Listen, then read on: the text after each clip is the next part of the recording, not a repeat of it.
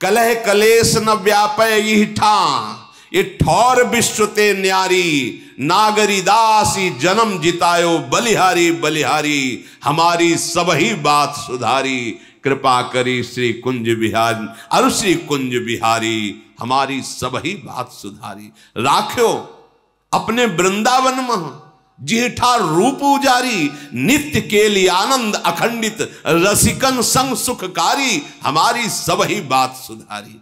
बिहारी बिहारी जी ने सुधार दी बात। कोई भी कितना भी बड़ा रोग या कष्ट हो, जहां राधा राधा राधा हर समय मन जब श्यामा श्याम के चरणों में है तो दुख कौन भोगे? भोगने वाला तो भोगता मन ही है। और मन श्यामा जी ने अपने चरण सेवकाई में ले लिया तो तन चाहे सुखी हो या दुखी कोई फर्क नहीं पड़ता। देखो, जब औषधि के द्वारा मन को तन से बेशुद्ध कर दिया जाता है तो कहीं भी ऑपरेशन करो, काटो, कुछ भी करो, मन को दुख नहीं होता। इतनी त्वचा मन के संसर्ग से अलग कर दी जाए तो आप देख रहे हैं, अपना ऑपरेशन भी देख रहे हैं, पर आपको कष्ट महसूस नहीं होगा, क्योंकि त्वगेंद्री को औषधि के द्वारा मन से उतनी देर के लिए अलग कर दिया गया। अब त्वगेंद्री को आप चीरो फारो, मन को कोई परेशानी नहीं। ये साधारण औषधियां हैं। अगर राधा नाम सुधा रसम का प्रभाव चल जाए और मन उस रस में डूब जाए और शरीर में कीड़े पड़े तो क्या फर्क? अगर मन विषयों में डूबा हुआ है, देव शरीर है, तो क्या फर्क? क्या फायदा है इससे, देव शरीर से? ये तो छूटेगा, आज नहीं तो कल छूटेगा, लेकिन जहां हमारा मन पहुंचना चाहिए वहां पहुंच गया। जीवन का परम लाभ है, मान लो, भूल में मत फंसो। हम ये नहीं कहते तुम वैराग्य धारण करो, हम कहते जहां हो, जैसे हो, जो भी हो, बड़ी सावधानी से, दूसरों को दुख ना हो, पाप ना बने, ऐसा कोई कर्म ना करो, और खूब धन कमाओ धर्म के द्वारा, और उसे संत सेवा, ठाकुर सेवा, जीव सेवा, माता पिता की सेवा, परिवार सेवा, खूब आनंद लो। राधा राधा कर करके नाचो गाओ, देखो आनंद की वर्षा होती कि तुम घर में बोलोगे राधा राधा तो कोई भी भूत प्रेत पिशाच मारण मोहन वशीकरण उच्चाटन ग्रह नक्षत्र तुम्हारे घर में प्रतिकूलता नहीं पैदा कर सकता, क्योंकि राधा नाम का ये कीर्तन हो रहा है। जहां भगवान नाम कीर्तन होता है वहां स्वयं भगवान विराजमान होते। मदभक्ता यत्र गायन्ति तत्र तिष्ठामि नारदः, जहां मेरे भक्त नाम गुण का कीर्तन करते वहां मैं विराजमान होता हूं। और जहां स्वामी विराजमान होते हैं, फिर ये कोई भी जीते विनायक शुभ अशुभ, विघ्न करे नहीं कोई, विघ्न करे नहीं कोई, डरे कलिकाल कष्ट भय, हरे सकल संताप, हरसि हरिनाम जपत जय, उसकी जय हो जाती है।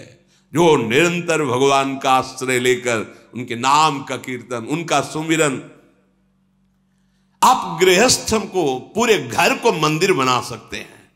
ए प्रिया प्रीतम विराजमान, ये सब उनके पार्षद, और कमाइए, सुंदर भोग लगाइए, आरती कीजिए, नाम कीर्तन कीजिए, माता पिता परिवार की सेवा कीजिए। देखो आप कैसे आनंदित हो। मनमानी दुराचार प्रवृत्ति, गंदे नशा, अपने पूज्य जनों का अपमान, अधर्मा आचरण, ये तुम्हें कभी सुख शांति प्रदान कर सकते? कभी नहीं। इसलिए सावधान, परम लाभ वो नहीं मिल पाएगा। अब हमारे हृदय में एक असमर्थता दिखाई देती है। विषय भोगों का सेवन करने से इतना हमारी बुद्धि निर्बल हो गई है कि वो निश्चय ही नहीं कर पा रही कि अभिमान रहित, भोग रहित, विषय चिंतन रहित परमानंदमय जीवन होता है। ये निश्चय नहीं कर पा रही। घूम घूम के यही बुद्धि हमें शिक्षा दे रही, यदि मेरी फोटो खींचे, वीडियो बने, संसार में सब जाने कि हम कोई महापुरुष हैं, या हमारे मनोइच्छित भोग मिले, खूब जैसा चाहे भोग मनमानी भोगें, यही मनुष्य जीवन का चरम लक्ष्य है। ये आखिरी बुद्धि का बहुत बड़ा भ्रम है, जो साधक को, उपासक को, भगवत मार्ग के पथिक को पुनः माया जाल में फंसा देता है। पुनः का तात्पर्य वो कोई जीवन मुक्त नहीं हुआ, पर वो पथिक था भगवत मार्ग का, फिसल कर फिर माया में खड़ा हो गया। इसलिए सावधान, ये बुद्धि और मन तब तक तुम्हारे शत्रु हैं जब तक ये भगवदाकार ना हो जाए। जिसकी बुद्धि यही निर्णय करती रहती है, प्राकृतिक ब्रह्मा के द्वारा रचे हुए प्रपंच का चिंतन करते हुए, ये पद मिल जाए, ये भोग मिल जाए, ये वस्तु मिल जाए, ये व्यक्ति हमसे पराजित हो जाए, आदि आदि, ये सब मायामयी बुद्धि है। सत्संग के द्वारा इस मायामयी बुद्धि का परिवर्तन करके भागवतिक बुद्धि लाओ। भागवतिक बुद्धि जो मैं हूं वही संपूर्ण सृष्टि है, ज्ञान जो मैं है ये भ्रमात्मक है, प्रभु ही प्रभु हैं, मेरे हृदय में प्रभु है, संपूर्ण हृदय में प्रभु, मेरे आराध्य देव के सिवा कोई नहीं, ये भक्ति। मैं सेवक हूं, सचराचर मेरा सेव्य है, कर्मयोग। चाहे जिस मार्ग में देखो, अध्यात्म में, संपूर्ण सृष्टि में एकमात्र शांत रस ब्रह्म विराजमान है, परमात्मा विराजमान है। उसी का अनुभव करने के लिए निकले हैं और उसी से अखंड प्रसन्नता, महासुख का अनुभव होता है। ये विषयी पुरुष को पता नहीं होता। भोगेश्वरी प्रसक्तानाम तया प्रहृत चेतसाम व्यवसायत्मिका बुद्धि समाधौ न विधीयते, श्री भगवान के वचन है। परमात्म प्राप्ति में महासुख है ऐसा बुद्धि निश्चय ही नहीं करती, जिसकी बुद्धि भोगों में रत है, जिसका चित्त भोगों ने अपहृत कर लिया है, हरण कर लिया है, भोगों में जो सुख खोजता है वो ऐसा निश्चय भी नहीं कर सकता कि परमात्म प्राप्ति में महासुख है। इसलिए हे भ्राता, हे भाई, तुम्हें ये बात पता है? निमीलितासि नयने तत्र क्वा कांताद्मद भ्रातृ स्वाप्त सुहृद गणा क्वच गुणा कुत्र प्रतिष्ठादयः। तुम्हें ये पता है कि जहां मृत्यु तुम पर वार करेगी और तुम्हारे नेत्र मुंद जाएंगे, मृत्यु सैया में तुम सो जाओगे, तब ये तुम्हारे स्त्री पुत्र धन नाना प्रकार के गुण प्रतिष्ठा सुहृदगण मित्र पद प्रतिष्ठा ये तुम्हारे किस काम की रहेगी? तुम्हें इस बात का पता है? श्रीपाद कह रहे हैं, बहुत ध्यान देने योग्य बात। यही हमारी बुद्धि विचरण करती है, यही हम मांगते हैं कि हमें मिल जाए, उसी के लिए सावधान करते हैं। हे भैया, तुम्हें ये पता है जब मृत्यु शैया में तुम्हें नेत्र मूंद करके तुम्हारे स्वरूप को अंतर्हित करके सूक्ष्म शरीर, स्वभाव, शुभ अशुभ कर्म, इनको समेट करके काल ले जाएगा, तब तुम्हारे साथ कौन रहेगा? कौन तुम्हारा बचेगा? शरीर यहीं छूट जाएगा, स्त्री पुत्र मित्र सुहृदगण पद प्रतिष्ठा धन वैभव जो तुम्हारा जितना माना हुआ है ये सब छूट जाएगा। तुम्हें ये पता है? श्रीपाद कह रहे, कुत्राहं कृतयः प्रभुत्व धन विद्याद्यैस्ततः सर्वतस्। जब भाई तुम्हारी आंखें मुंद जाएंगी, कोई तुम्हारे साथ ही नहीं जाएगा, तो तुम अपनी प्रभुता दिखाने में धन को चाहे जैसे मिले, अधर्म से, हिंसा से, व्यभिचार से, कैसे भी एकत्रित करने में, मैं बहुत बड़ा धनी विद्वान प्रतिष्ठित आदि ऐसा अभिमान करने में तुम्हें क्या सुख मिलेगा? क्योंकि जब तुम्हारे नेत्र मुंद जाएंगे तो कुछ भी तुम्हारे साथ नहीं जाएगा। तो तुम्हारा ये अहंकार, तुम्हारा ये अधर्म के द्वारा कमाया हुआ धन, ये प्रभुता, ये पद तुम्हारे रह जाएंगे क्या? नहीं। तो फिर त्वं निर्विद्य सविद्य किम नुन चलस्यद्यैव वृंदावनम। फिर तुम वृंदावन की तरफ क्यों नहीं चल देते हो? क्योंकि ये तुम्हारे पास जो कुछ भी जितना है सब नाशवान है, आंख मुंदते ही छूट जाएगा। तो वृंदावन में चलने से क्या होगा? बोले एक बार जो वृंदावन आ गया भले कुछ ही मिनट के लिए, और यहां की रज लग गई, यहां की वायु लग गई, यहां की एक लता को प्रणाम कर लिया, एक वैष्णव को प्रणाम कर लिया, और प्रभु साक्षात श्री विग्रह रूप धारण किए हुए विराजमान है। सच्ची मानिएगा, ये राधा वल्लभ लाल जो, बिहारी जो महाराज, राधा रमन जो लाल, ये साक्षात कहने में भी संकोच होता है। ये प्रिया प्रीतम स्वयं प्रकट है, ये किसी कारीगर की रचना नहीं। और एक क्षण में बात सुनते हैं, आप ऐसा ना समझें आपकी बात निकली और वहां पहुंची, बस नंबर मिलने की बात है। नंबर मिल जाए, नंबर मिल जाना आर्त भाव से विश्वास करके कि प्रभु सामने विराजमान है। हम स्वयं के एक अनुभव की बात बताते हैं। सन्यास वेश में थे, सबसे पहला जब बिहारी जी का दर्शन हुआ, बाहर से कोई आता है तो बिहारी जी ही बाहर आकर्षित करते, बाक्य बिहारी लाल। तो सबसे पहला वृंदावन में दर्शन बाक्य बिहारी लाल का हुआ। जे ही दर्शन हुए तो अब तो प्रभु हैं साक्षात, हृदय में विकलता हुई, क्या स्तुति करूं, अकिंचन भिक्षुक क्या रिझाऊं, क्या समर्पित करूं, बस विकलता।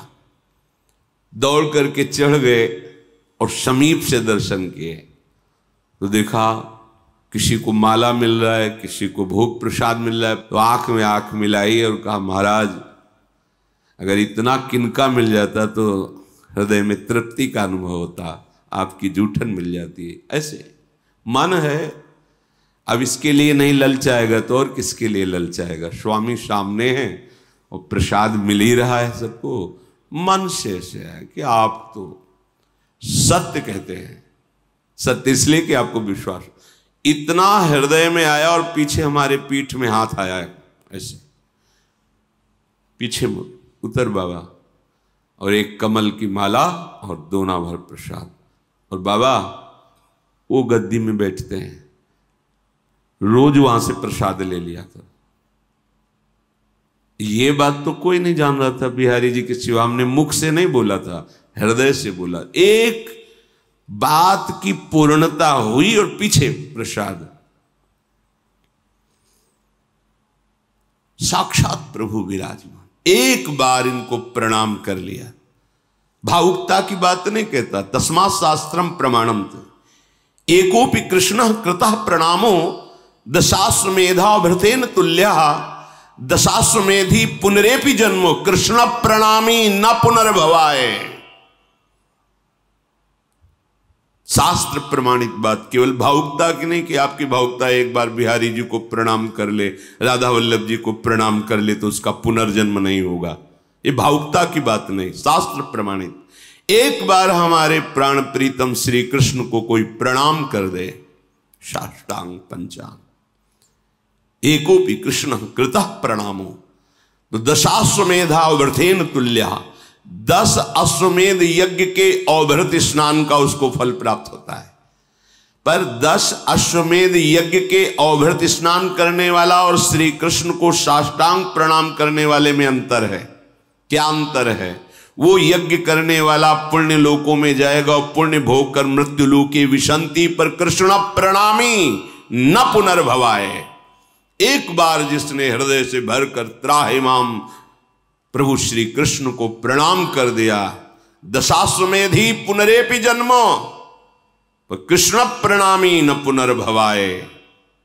देखो, एक बार आए, वृंदावन की धूल लगी, वायु लगी, यहां किसी लता खगमृग पशु पंछी जो भी एक बार नमन किया, एक बार बिहारी जी राधा रमण राधा वल्लभ लाल को प्रणाम किया और एक बार दौड़कर चरणामृत लिया। अकाल मृत्यु हरणम सर्व व्याधि विनाशनम श्री कृष्ण पादोदकम पीत्वा पुनर्जन्म न विद्यते। एक बार चरणामृत लिया, एक बार जोर से बोले जय जय श्री राधे। अब जाओ, त्रिभुवन में त्रिकाल में तुम्हारा कोई नाश नहीं कर सकता। ये अक्षुण्ण मिनट, ये प्रणाम, ये यहां की रजकण का स्पर्श, किसी की यम की भी ताकत नहीं कि तुम्हें दंड दे सके।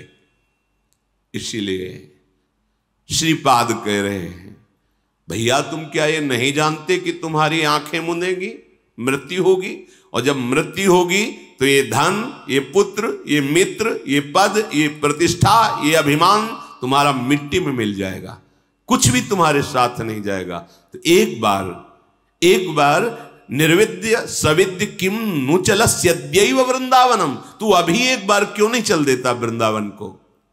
जब तक हमारा भजन अखंड नहीं हो जाता तो उदासीन और व्यवहार में बिल्कुल हृदय मजबूत, कठोर को मतलब मजबूत, किसी के आंसुओं का, किसी के दुर्वचन का, किसी के दंड का, किसी की प्रतिकूलता का कोई भी प्रभाव तुम्हारे कदम को रोक ना सके, ऐसा मजबूत हृदय होना। यहां कठोरता का मतलब निर्दयी हृदय नहीं, मजबूत घनीभूत ऐसा पुष्ट दृढ़ निश्चय, अब कोई मुझे इस मार्ग से विचलित नहीं कर सकता, अब मुझे भगवत प्राप्ति ही करनी, मैं अविनाशी स्वरूप हूं, अगर शरीर अभी छूट जाता है तो फिर मिलेगा, जब मिलेगा तब भगवत प्राप्ति को उपाय करूंगा, पर वह भगवत प्राप्ति करके ही रहूंगा। ये दृढ़ निश्चय हृदय की, जो यहां कठोरता की बात कही गई है वो निश्चय की, दृढ़ता की बात कही गई, यहां निर्दयता की बात नहीं कही गई कि बड़ा कठोर निर्दयी हृदय सबको, ऐसा नहीं, वो अपने दृढ़ निश्चय है, किसी के आंसुओं का, किसी के कटु वचन का, किसी के उपहास का कोई भी प्रभाव भक्त के हृदय में नहीं पड़ना चाहिए, अपने मार्ग में वो चलता ही रहे। स्वार्थम मत्वा कृतार्था अथ न सुख विवेकादयो अग्राह्य वाचा। कह रहे हैं बात उसकी ग्राह्य होती, पकड़ने लायक होती, जो विवेकवान होता है, लेकिन जो स्वार्थ मत्वा कृतार्था अथ न सुख, जो केवल स्वार्थ में मस्त है, स्वार्थ 5 ज्ञानेंद्रियों के द्वारा विषय भोगों में मस्त होना, परिवार, सुहृद, माता पिता, भाई बंधु, इसी को सब कुछ मान करके ना नाम जप है, ना शास्त्र स्वाध्याय है, ना भगवत वाक्यों का पालन, गुरुजनों के वाक्यों का पालन है, केवल मन में जैसे आया वैसे संसार में विचरण कर रहे हैं, जो मन आया वो भोग रहे हैं, और हमारा परिवार और हम बड़े सुखी। ये चंद दिनों की बात है, इसके बाद जो आने वाला समय है ये सब बिखर जाएगा, कुछ नहीं रहेगा। उस समय केवल एक हरि ही तुम्हारा मित्र है, तुम्हारा सहायक है। तो शास्त्रों में जो वर्णन किया गया है, अगर हम उसके अनुसार चलें तो आप देखोगे कदम कदम पे सुख का अनुभव होता है। ये शास्त्र एक एक शब्द परम सत्य है, बिल्कुल सच्ची मानो। जब आप ठीक अध्यात्म में आओगे तो जो लिखा है वही आपके हृदय में चलेगा। अगर नहीं चल रहा है तो आप देख लो, कहीं ना कहीं कुमार्गगामी प्रवृत्ति में फंसे हुए हो। ये शास्त्र अनुभूत महापुरुषों के द्वारा लिखित है। अगर करोड़ आदमी आपको सलाह दे तो सलाह मानने योग्य नहीं है, लेकिन एक विवेकवान और भगवान में अपने प्राणों को समर्पित किए हुए बोले तो आंख मूंद करके चल दो उस मार्ग पे, कभी पतन नहीं होगा। बिना ही विचार करी शुभ जानी। एक तरफ एक करोड़ लोग हैं और एक तरफ एक विवेकवान महात्मा है जो भगवान से तन्मयता को प्राप्त है। उसके वचन सुनो, करोड़ के वचन न मानो, और आंख मूंद के चल दो तो गिरोगे नहीं। करो सदा तिनके रखवारी, जिम बालक राखे महतारी। भगवत प्राप्त महापुरुष के वचन पावरफुल होते हैं, उनमें आध्यात्मिक ऊर्जा शक्ति होती है। वो आपके हृदय को ऐसे जकड़ करके प्रभु से मिला देंगे कि आप छूटना भी चाहो तो नहीं छूट सकते। भाई एक बार समर्पण वृत्ति आनी चाहिए। तो विवेकादयो अग्राह्य वाचा, जिसके हृदय में विवेक नहीं उदय हुआ उसके वाक्यों को कभी नहीं मानना चाहिए, क्योंकि वो ठीक नहीं बोल रहा है, वो विवेक रहित है। मात पिता बालक कहीं बुलावे, उदर भरे सोई जतन सिखावे। कैसे पेट भर लो अपना, यही तुम्हारे जीवन की बहुत बड़ी पुरुषार्थ वृत्ति है। नहीं, पेट भरना तो प्रारब्ध के अधीन है, जैसे पशुओं का पेट भरता प्रारब्ध के अधीन है। भगवत प्राप्ति प्रारब्ध के अधीन नहीं। ये करने के लिए तुम्हें मनुष्य शरीर मिला है, चाहे गृहस्थ हो चाहे विरक्त हो। कुछ समय आप बैठ करके सत्संग सुनिए, नाम जप किए, ठाकुर सेवा विराजमान कीजिए, जहां भी हो प्रभु के हो के रहिए। देखो कैसा जीवन मंगल में होता है।